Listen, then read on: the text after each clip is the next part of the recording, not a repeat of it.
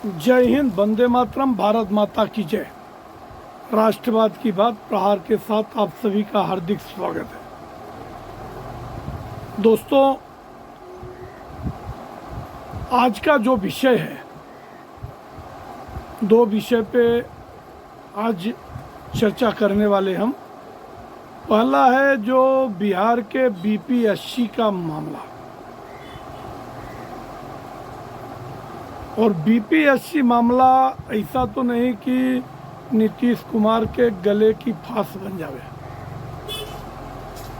और दूसरा मामला दिल्ली के अरविंद केजरीवाल का कि चुनाव नज़दीक है और घोषणाबाजी, केवल योजनाओं की घोषणाबाजी शुरू किया है केजरीवाल ने कि अब पुजारियों और ग्रंथियों को 18,000 की सैलरी देंगे। तो ये दो विश्लेषण आज के वीडियो में होगा। तो काम चर्चा शुरू करने से पहले आप लोगों से मेरी अपील है कि आप सब्सक्राइब करें चैनल को और कंटेंट पसंद आए तो अपने दोस्तों तक शेयर करें। तो सबसे पहले कि ये 7 दिन से बीपीएससी एग्ज़ाम मामले में वहाँ के बिहार के छात्र आंदोलन पर बैठे हैं। एक तरफ कड़ाके की ठंड है और दूसरे तरफ ये सरगर्मियाँ बढ़ा दिया है। और नीतीश कुमार हैं, वो उम्र के आखिरी पड़ाव में है।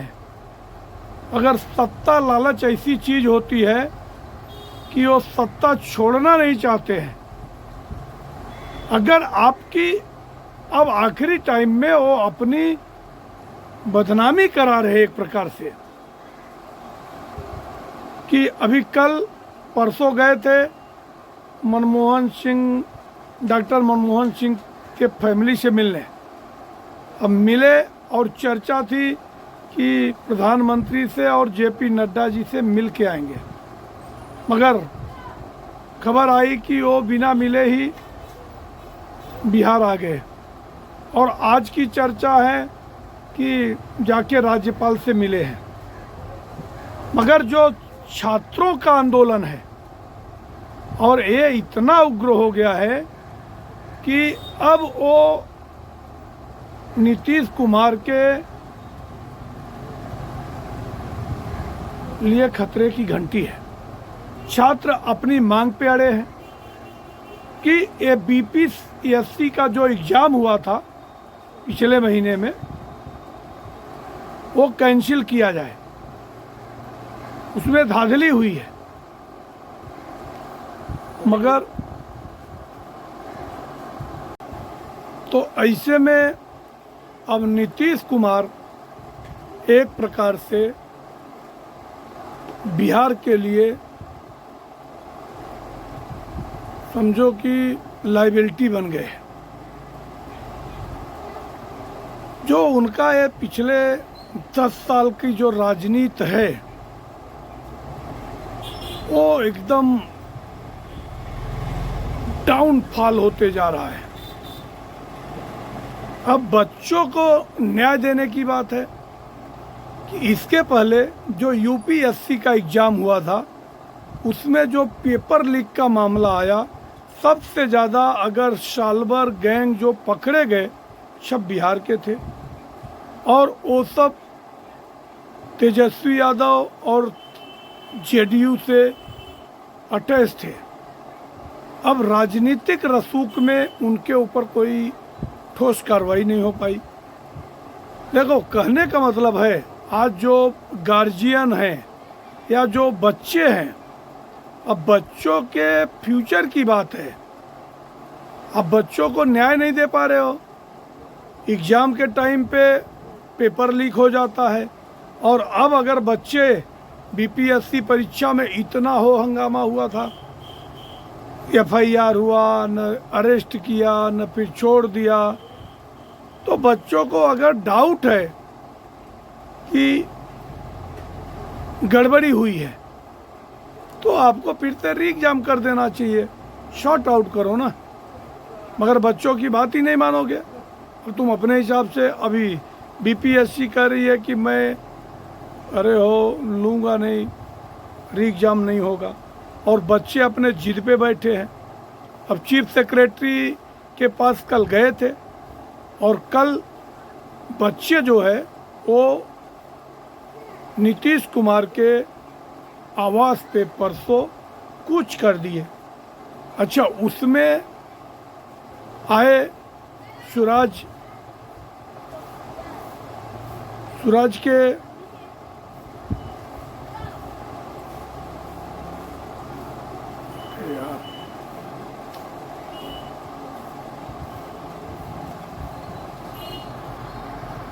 अब उन्होंने बच्चों को गाइड करने की जगह उनको मिसगाइड कर रहे हो।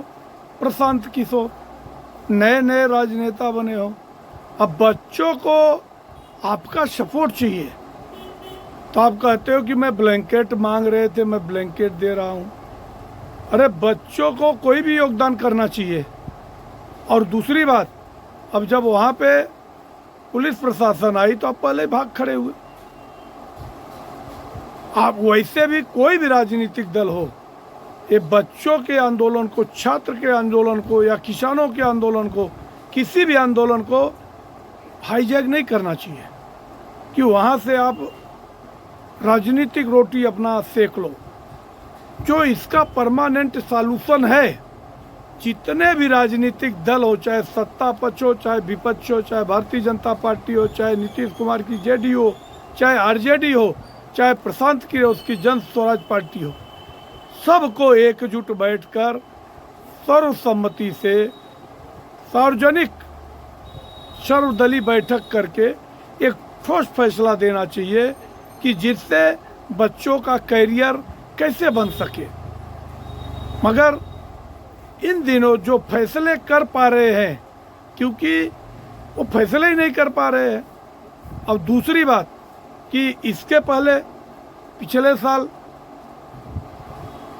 जब तेजस्वी यादव के साथ बैठे थे नीतीश कुमार, तो वहाँ पे शराब घोटाले, जहरीली शराब पी के 200-250 लोग मर गए। अब शराब पीने वालों की गलती नहीं है, शराब मिल क्यों रहा अगर आपने शराब बंदी रखा है। और आप शराब कंपनियों को उनके ऊपर कोई नकेल नहीं कस पा रहे हो, माफिया के ऊपर कोई नकेल नहीं कस पा रहे हो। बिहार की दशा जो आपने 19 साल बैठ के खराब कर दिया, पिछला केवल एक टर्म आपने अच्छा किया, बाद में बिहार को आप बदहाली की तरफ ले जा रहे हो। बस केवल बंदर की तरह गुलाटी मारते हो, एक तरफ ये बाजू एक तरफ वो बाजू। और ऐसे में अब जो छात्रों का आंदोलन है, मैं छात्रों के आंदोलन को जायज मानता हूँ। अगर वो अपने हक की बात कर रहे हैं कि इसमें कोई बुराई नहीं है, जो साल भर मेहनत करते हैं, आज उनकी भी उम्मीदें हैं और ये लोक सेवा आयोग में अपॉइंट होंगे, यही देश की नीतियाँ बनाने वाले हैं। तो ऐसी जगह पे किसी प्रकार की कोई भी कोताही और धांधली नहीं होनी चाहिए। और मैं एक बात और कहूँगा कि बीपीएससी परीक्षा को रद्द किया जाए, और अगर उसमें जो भी दोषी हैं, जो भी ऑफिसर उसमें दोषी हैं, उनके ऊपर नकेल कसी जाए, एक्शन लिया जाए, उनके ऊपर एफआईआर हो। मगर आप उनके ऊपर एफआईआर न करके जन स्वराज पार्टी के उनके ऊपर आपने एफआईआर कर दिया, उनके साथ जो आए लोग थे उनके ऊपर आपने एफआईआर कर दिया। ये गलत है। प्रशांत किशोर ने अगर छात्रों को सहयोग दिया, अगर उनका सपोर्ट किया, या पप्पू यादव ने उनका सपोर्ट किया, तो आप सपोर्टर के ऊपर एफआईआर क्यों कर रहे हैं? आप उनकी तकलीफ को समझो ना, जनता को न्याय दो। आप बाहर घूम रहे हो। ऐसा पिछली बार आप क्या किए कि वो सिर्फ इंडिया अलायंस बनाने के चक्कर में पहले ही बदहाली झूठ रहा है, उसके बाद आप रोज हवाई जहाज से घूम रहे हो, सरकारी खर्चे से घूम रहे हो, बिहार को और भी पीछे ले जा रहे हो। बिहार को एक सशक्त बनाने के लिए अब बिहार की जनता को भी अब की बार गांठ बांध के लेना पड़ेगा कि अगर उनको एक बढ़िया सरकार चलानी है तो बीजेपी को और उसके सहयोगी दलों को बड़े मार्जिन से जिताएं और नीतीश कुमार को अब रिटायर हो जाना चाहिए। अगर ये राजी खुशी रिटायर होते हैं तो जनता का भी भला होगा, इनको भी एक सम्मानजनक इनकी विदाई होगी। अब दूसरी विषय पे आते हैं। अगर आप लोग पूरा वीडियो साथ तक देखें और मेरे चैनल को सब्सक्राइब करें। अब कल की जो खबर है, पहले तो केजरीवाल ने धड़ाधड़ पहले ऑटो रिक्शा वालों के लिए अनाउंसमेंट किया कि मैं 10 लाख रुपए का बीमा देता हूँ, उसके बाद इन लोगों को, इनके बच्चों को मैं पूरा पढ़ाऊँगा। अरे पढ़ाए क्या? आपने पहले कहा आपका मॉडल है पानी फ्री, बिजली फ्री, मगर पानी फ्री के नाम पे आप गंदा पानी पिला रहे हो। और वहाँ पे आपने जो कहा कि जल बोर्ड जो 15 लाख फायदे में चल रहा था, आज जो 65 लाख घोटाले में माइनस में चल रहा है। तो जब जेल में थे केजरीवाल और आतिशी मारलेना वहाँ की जल मंत्री होते हुए अनशन पे बैठी थी, आपने जो कुछ शासन किया है दिल्ली वालों के लिए, वो दिल्ली वाले इतने जल्दी भूल गए। और अगर भूल जाते हैं दिल्ली वाले तो ये दिल्ली का दुर्भाग्य होगा। आपने 10 साल का अपना रिपोर्ट काट दो ना। बिजली पानी फ्री देने के नाम पे आज बिजली का घोटाला, जल बोर्ड माइनस में चल रहा 65-70 लाख करोड़ में। अभी ये पैसे आएंगे कहाँ से? दिवालिया कर दिया दिवाली को। और अब कल की जो खबर है वो कहते हैं कि अब हम पुजारियों और ग्रंथियों को 18,000 महीना पगार देंगे, क्योंकि पुजारियों की स्थिति सही नहीं है। ये मांग तो बहुत पहले से चल रही है, ये बात आपने किया है, सही किया है, मगर आप जब मौलवियों को, मौलानाओं को आपने जब शुरू किया था उसी समय क्यों नहीं कर दिया? तो ये सवाल उठ रहा है, जनता पूछ रही है। उधर मौलवी मौलाना सब उलेमा अनशन पे हैं, वो बाहर खड़े हैं, मैदान में उतर गए हैं। 18 महीने से आपने उनका पगार नहीं दिया है। तो अगर पहले से ही अगर बदहाल तुम्हारी हाल है, दिल्ली को एकदम बेकार कर दिया, तो वापस आप दोबारा कहाँ दोगे? हाँ, एक चर्चा जरूर उन्होंने सियासी गलियारों में छोड़ दिया कि अब सरकारों को, पुजारियों को, ग्रंथियों को भी कुछ न कुछ पगार देना चाहिए। मैं नहीं कहता 18,000 ही दो, कम ही दो, भले 10,000 ही दो, जो उनको दे सको, उनके जीवन में भी कुछ बदलाव आए। क्योंकि सरकारी मंदिरों पे तो सरकार का ही कब्जा है। अगर उनका जो फंड आ रहा, जो उनकी चढ़ावा आ रही है, तो सरकार के ही खाते में आ रही है, तो उनको उसका फ़ायदा अवश्य मिलना चाहिए। मगर ऐसा नहीं है कि खजाना खाली है और उठा के दे दो। उसके लिए विधिवत जब सत्ता चल रही थी तभी उसके लिए एक बजट आवंटन करना चाहिए था। अगर आप मौलवियों को पगार नहीं दे पा रहे हो तो क्यों नहीं दे पा रहे हो? और अगर नहीं देना था तो आपने क्यों दे दिया? और 58,000 करोड़ मौलवियों को देने की ज़रूरत क्या थी?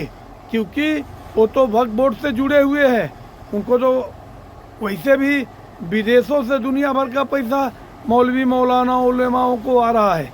मगर पुजारी हकीकत में उनकी हालत दयनीय है। और ये इसका काट अन्य पार्टियों को भी लाना पड़ेगा अगर केजरीवाल को टक्कर देना है, क्योंकि केजरीवाल राजनीति का नटवर लाल है। अगर उसको मौका मिला तो फिर वो डैमेज करेगा। और इसके खिलाफ में बीजेपी के प्रदेश अध्यक्ष वीरेंद्र सचदेवा ने कहा कि ये मैं 2 साल से मांग कर रहा हूँ। FIR ये अपना याचिका इसकी हाई कोर्ट में है और 20 जनवरी की उसकी सुनवाई है, और उस सुनवाई से बचने के लिए ये पहले ही एक डिसीजन हो रहा है, जबकि आप सिर्फ अनाउंसमेंट कर रहे हो। अरे अभी आप तो सत्ता में हो। जैसे बीजेपी सरकार महाराष्ट्र में लाडली बहना योजना चुनाव से पहले लेके आई और सभी महिलाओं को, सभी बहनों को उनके खाते में 3 किस्त 4 किस्त 6-6 हज़ार रुपये उनको डाल दिया। इसके बाद यहाँ की जनता को भी लगा कि अगर मुझे 4 महीने की किस्त आई है तो आगे भी ये सरकार हमें योजनाओं का लाभ देगी।